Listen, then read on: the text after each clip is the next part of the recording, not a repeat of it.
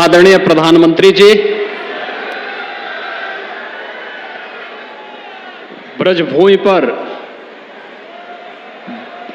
ब्रजरज महोत्सव और संत मीराबाई की स्मृतियों को ताजा करने के लिए डाक टिकट और सिक्का जारी करने के उद्देश्य से आज आपका यहाँ पर आगमन हुआ है। इस अवसर पर पूरे ब्रजवासियों की ओर से मैं आप सबका, आदरणीय प्रधानमंत्री जी का आप सबकी ओर से हृदय से स्वागत करता हूं, अभिनंदन करता हूं।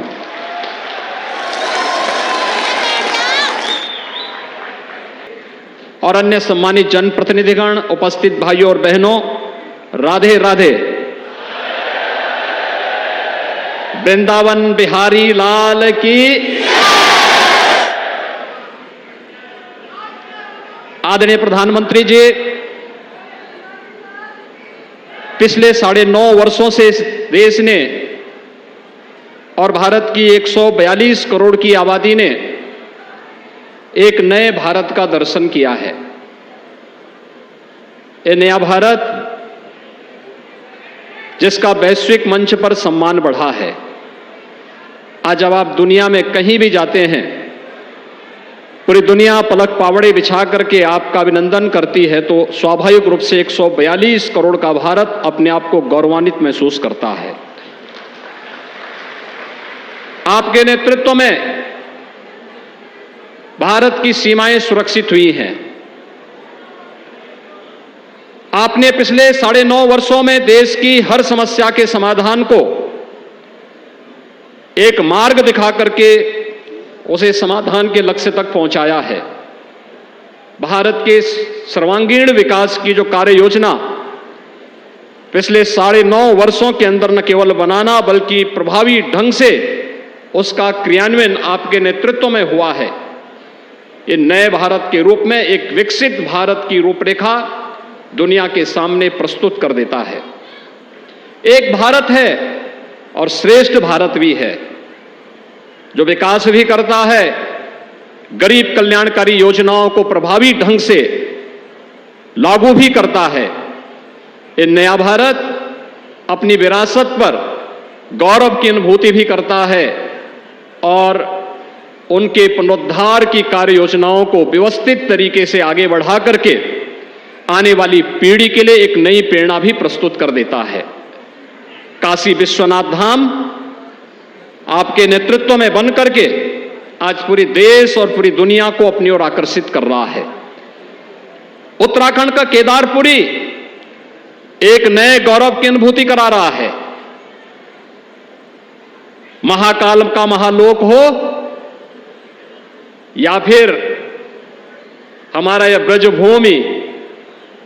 ब्रजभूमि में आपके मार्गदर्शन और नेतृत्व में मथुरा वृंदावन को नगर निगम का दर्जा देना रहा हो या ब्रज तीर्थ विकास परिषद के माध्यम से यहां के उन सभी 7 तीर्थों को विकसित करके एक नई कार्य योजना के साथ आगे बढ़ाना, मथुरा, वृंदावन, बरसाना, गोकुल, नंदगांव, इन सभी को व्यवस्थित रूप से न केवल यहां की सांस्कृतिक विरासत को संरक्षित करते हुए उसके विकास के कार्यक्रम को आगे बढ़ाने का अभियान आगे बढ़ाया गया।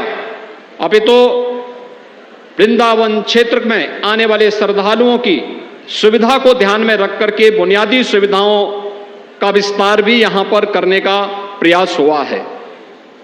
आपने योग को दुनिया के अंदर लगभग 190 देशों तक आज योग, जो भारत की प्राचीन ऋषि मुनियों की एक धरोहर रही है, आज दुनिया इससे लाभान्वित हो रही है। इसे वैश्विक मान्यता उपलब्ध कराई, कुंभ को वैश्विक मान्यता दिलवाई और अब न केवल हमारी मथुरा बल्कि मथुरा, वृंदावन और यहाँ के सभी तीर्थ इस श्रृंखला में पिछले 9 वर्षों से लाभान्वित होकर के इस अभियान का हिस्सा बने हैं। और अयोध्या में तो हर व्यक्ति जान रहा है जो कभी नहीं हो सकता था, वह भी आपके नेतृत्व में होकर के 22 जनवरी का इंतजार भी कर रहा है।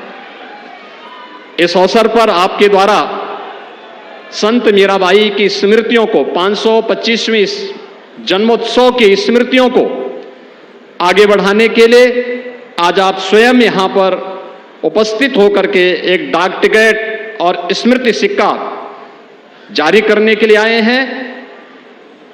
संत मीराबाई भगवान श्री कृष्ण की अनन्य भक्त थी।